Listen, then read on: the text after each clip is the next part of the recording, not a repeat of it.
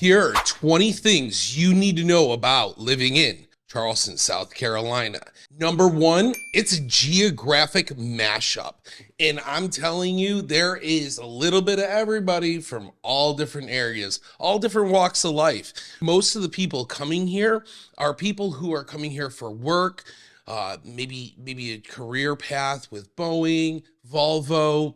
I mean, really, the list is endless, but it is a geographical mashup. I mean, you've got families from all different walks of life, and that's kind of what makes it really nice here, is it makes it very unique as well. If you're somebody who's looking to relocate here, have high quality of life, and you've got a family, this is a very opening and welcoming area. Mind a few here bad apples, but you get that no matter where you live. So number two, take your time. Listen, everybody seems to be in a rush no matter where they're coming from or going to in Charleston and the surrounding area, but you really need to just slow down, take a deep breath, zipper merge. People have no idea, but the reason they do a lot of the roads here is so that we can have what's called zipper merging. One car goes, the other car goes from the other lane, the other car goes, and it zippers together. And that actually helps increase it shouldn't slow down the traffic pattern, but unfortunately it does, because you get people who won't let you in, get frustrated. I'm sure there's tons and tons of road rage cases, but you have to remember that you just need to take your time here. You don't want to get into an accident here, that's for sure. And that's another thing that's on my my list that I'll talk about. But you need to realize that you just got to slow down and enjoy life. That's what it's all about when you're relocating here, the lifestyle. And a lot of people don't seem to think about that. All right, guys, if you're enjoying this video, you're loving what I'm saying, and I can tell you're here, so I know you're thinking about relocating or moving here. So you got to do me a favor. Go ahead and smash that like button, but also give us a call. Give my team a call.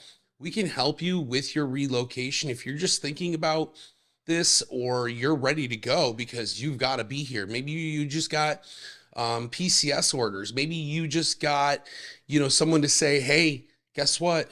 You're going to have to move to Charleston now because we're opening a division there. Or maybe it's you work for Google and they've offered you this great position here.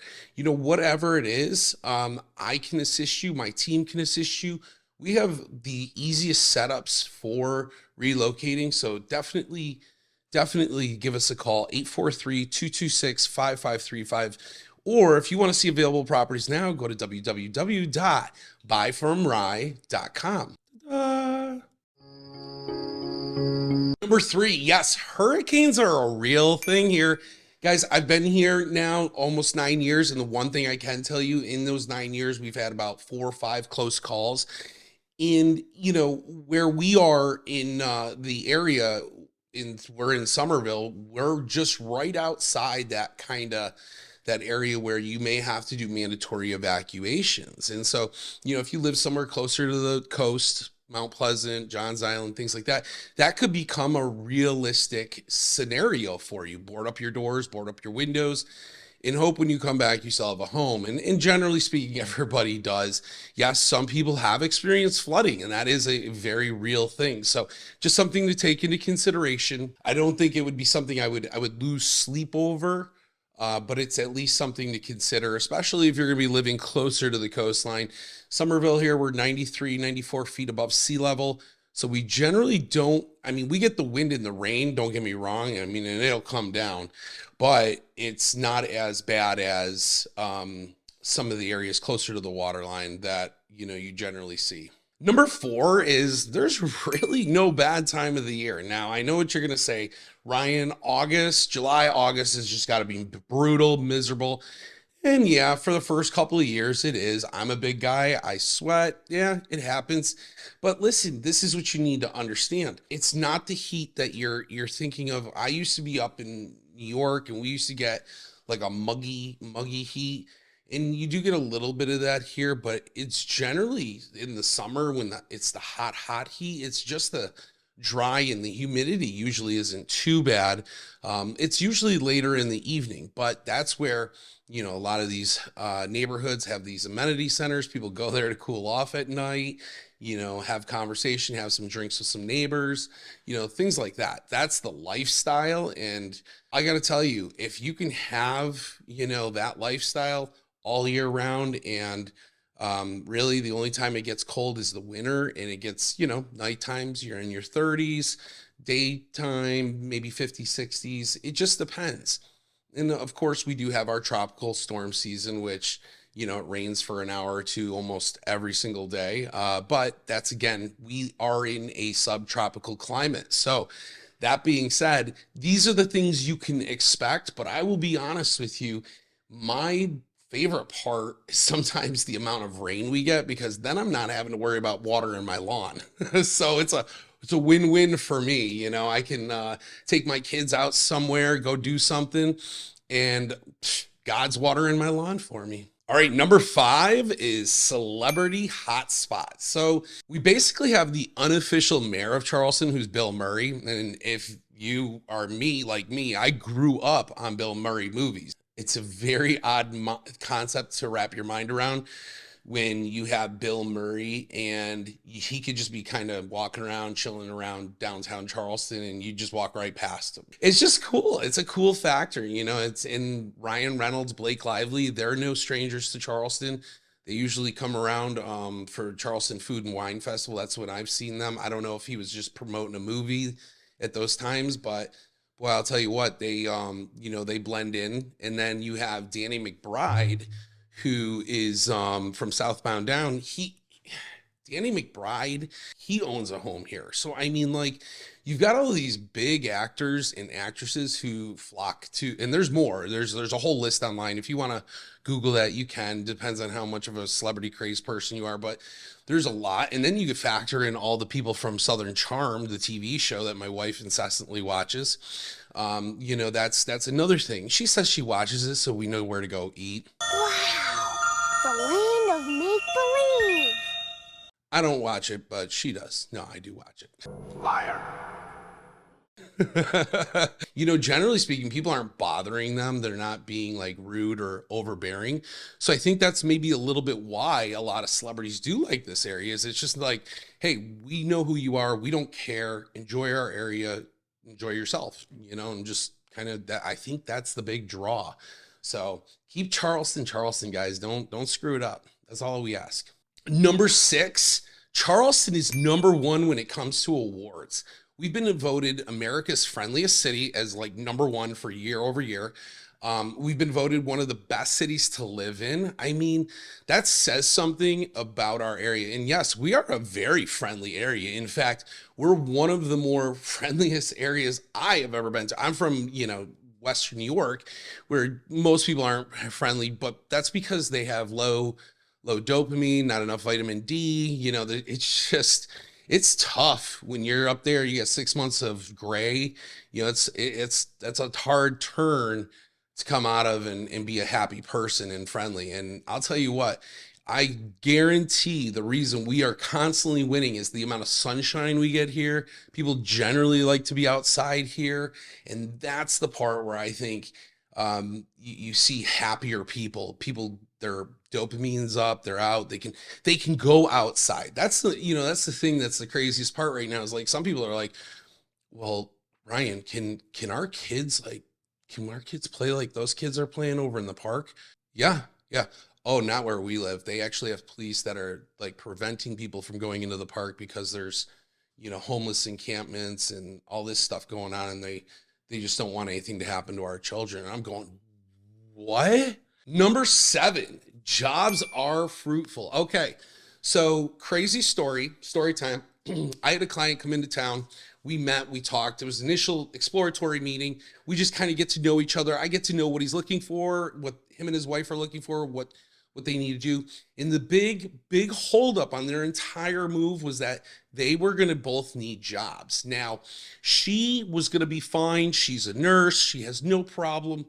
He, on the other hand, works with a specific type of engines and engine repair. And again, I can't remember the exact specific verbiage, but I will tell you this. He does a lot of big trucks. And I said to him, I said, listen, man, I see trucks around here all the time. You can't tell me there's not places that are here to help like repair and that probably are looking for someone with your skill type. So I said, go on Indeed and see if you can find something. So a week fast forward, he calls me and says, hey, I got an interview with not one, but two different places, and they're both paying a really good salary. And I said, that's fantastic. So he's like, well, we want to move, he goes, if I accept one of these, we want to move forward on that house we saw. And I said, absolutely, great. So fast forward a week later, calls me back. He says, I got the job, Ryan. We're set to go. And she found a job, but she found it that's going to be only a 5-minute car ride, or soon to be golf cart ride, to the hospital. So she's going to be able to get in to work within 5 minutes. He is going to be working literally 15 minutes down the road in the other direction. And they're both going to have well-paying jobs that are going to give them a great lifestyle here because low taxes. And I'll tell you what, the jobs here are just fruitful. And if you think like, hey, Ryan, I have this specific job, I'm not sure if they would even type it into Indeed and hit a search, because I'll tell you what, you will be shocked about what's out there. Oh, number 8. Accidents, traffic, and attorneys. So let's talk about it. With the mass amount of inbound migration that we have here, we are starting to see more and more accidents because, well, the current infrastructure can't keep up. So they're working on expanding roadways, neighborhood roads, lights, crazy concept, stop signs, all these things that they need for this area. And a lot of it is being currently worked on. And then sometimes you get areas where it's just like they've got it built out, but it hasn't finished. So you got to cut back to going from 4 lanes to 2 lanes. And so a lot of that can really, really frustrate people. We're starting to see more road rage incidents. We're starting to also see that people are just not, they're getting into more accidents. And here's where I think if we could just slow things down, and again, people, and I'm gonna preface this by saying, there are just situations where you will get into an accident with someone and they immediately blame you, even though it could have been them, right? And so there's a lot of that. That seems to be overwhelming. And I'm going to explain why in just a moment. And you're going to laugh, but this is something you should know when you're considering relocating here, because, as somebody who protects their family, I protect my own, I protect, my world and what happens under my home, and that's important to me. I don't want somebody to take that away from me. So, there's that. And you got a lot of people who would be more than happy to take whatever it is you have. And that's kind of one of the cons that I see. And I see it more so because we have a very vast accident attorney, injury attorney mass here. And I mean, I'm not even joking. If you put on Channel 2 News or the Channel 5 News here, Live 5, every other commercial is an attorney, accident attorney. And I'm not going to say any names, but boy, they'll all have these catchy catchphrases. They make their commercials almost look like you're on a game show. Like you pull a button in, or you pull an arm of a thing, and $800,000 got me for my accident.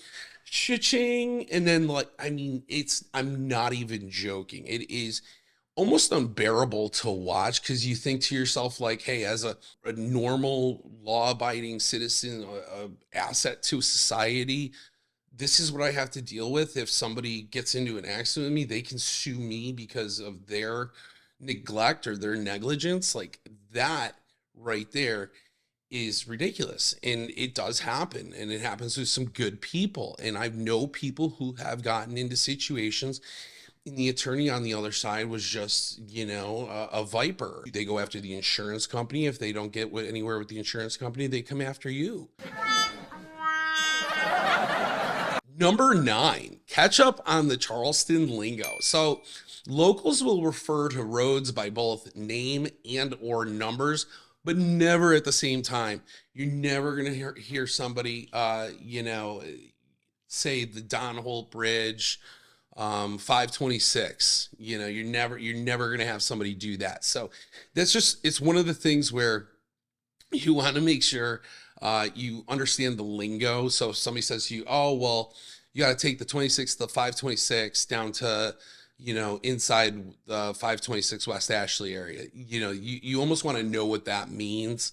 You don't need to if you're never going to go over in that area. If you're going to live in Summerville and Summerville's your bubble, and you're never going to leave that, then you don't need to know. You're going to need to know if you want to go to Costco, and everybody's got those Costco closets. Am I right? Mm-hmm. The other lingo stuff that I always like to bring up is things like people love their pickleball here. And so some people will go, well, isn't that just paddleball? And I go, no, it's pickleball. It's like a different thing. And a lot of people just don't know, and they don't know the terminology. So if you're, again, best piece of advice I can give you is once you get here, try to learn the lingo somewhat. Try to find somebody that's been here, you know, 5+ years, and just say, hey, you know, what should I be looking out for? That kind of thing. Like, for instance, if I never told anybody what bless your heart really means, I don't think a lot of people would know. And if you want to know, you got to stay to the end of this video. Bless your heart. Number 10. Yes, gators do live here, guys. They've been here a lot longer than most of us, and they're generally in the pond behind your home. So sleep tight tonight. Sleep tight knowing that there are gators living in the pond behind your home. Maniacal laugh. Maniacal laugh. Now, listen, most of these ponds are made by the builders. Do gators get in? Yeah, sure, because they stock these ponds. They put fish in there, and that can bring gators. Now, the gators are generally more scared of you than you are of them. And what I mean is these things really don't want to have any interaction with you or anyone else. They just want to be by themselves, eat, sunbathe a little bit, get that heat, and then go back into the water and eat again. So they really don't want to deal with you or your dog.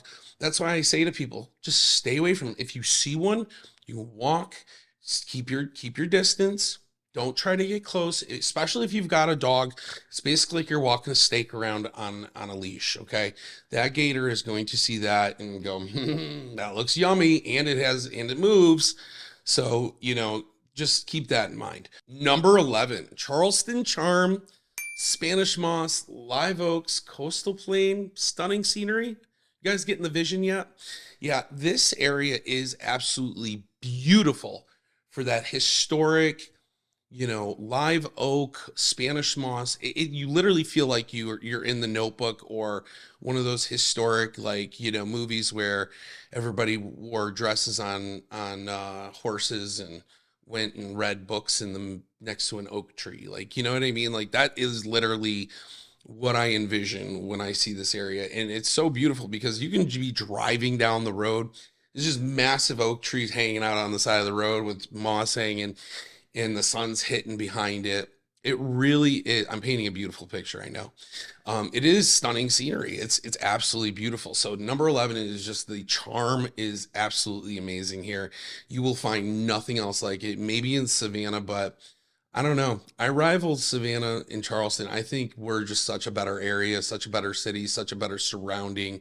We got a lot more going for us. We got ports and businesses coming. So, you know, if you're someone that's trying to decide between us and Savannah, I'm not trying to throw shade or nothing, but I know, it's better here.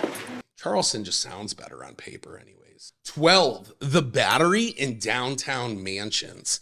Now, one of the things that I personally love about this area is the architectural just aesthetics. I mean, there's so much symmetry and beauty throughout every single thought. It's like every part of Charleston was just thought out a little bit differently. Some of it was meant for, you know, this downtown tight urban, you know, building and living. And then some of it was, really planned out into these plantations and these big farms. And so that's one of the things that I personally love about the Battery down there is you've got this mix of beautiful oak trees in almost a garden-like setting with beautiful pagoda in the middle. And then if you look around, you have all these giant multi-million dollar mansions surrounding that are just absolutely stunning and historic in sight. And then to look at the architecture, you just don't see stuff like that anymore. There's no real architectural pride in design. It's just kind of very basic and squared off. And you're down there and you're experiencing the architecture and just the look of everything. You almost feel like it revives you a little bit to give you some sort of like, hey, this is what things are supposed to look like and feel like. I don't know why, but they just do. All right, guys, if you're enjoying everything we're talking about and you're like, Ryan, I'm sold, get me there. I don't want to be here anymore. I want to be there, not here. Give me a call, 843-226-5535, and go ahead and register at www.buyfromrye.com. Myself or someone on my team will reach out and we will help you. We'll find you that home here, whether you're in West Ashley, Johns Island, James Island, Mount Pleasant, Isle of Palms. I love me some Isle of Palms. Doesn't matter. We can help you find a home here in the Charleston and surrounding community. All right, number 13, the native pride. Now, yes, natives are they love to talk about how much they love Charleston in the surrounding area in South Carolina, and they'll live and die for their flag. I mean, everything. And I love that because you know what? That means they really do enjoy this area. And this is not just somewhere where they want like everybody to come here and be mean and rude and ignorant and just kind of push them over.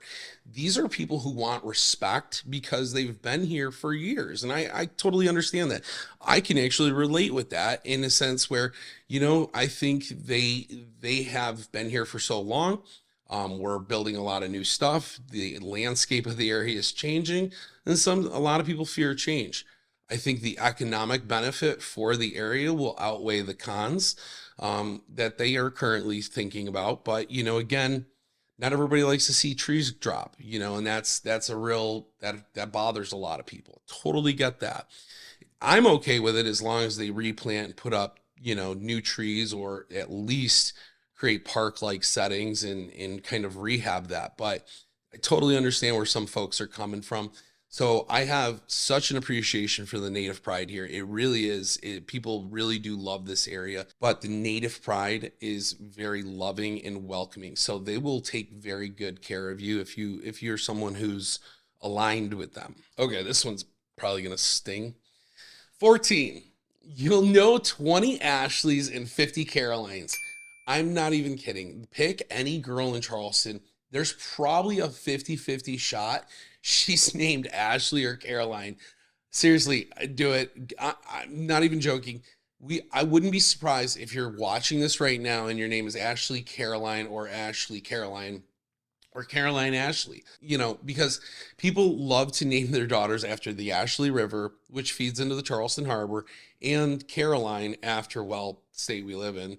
Don't worry, Ashley Caroline, you are not alone. There are a ton of ladies here, ton of women who are named Ashley Caroline, and sometimes it gets confusing because you can say Ashley or Caroline, and probably 3 or 4 people are going to turn around. So.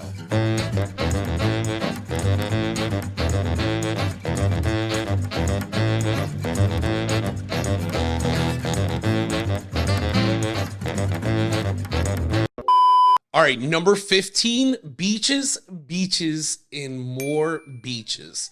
This area has over 4 amazing beaches that I think would be fantastic for you to check out. First one on my list is Folly Beach. This is kind of like the cool hipster surf town kind of beach area. You've got the boardwalk, and one of the other things that people absolutely really seem to love, the pier.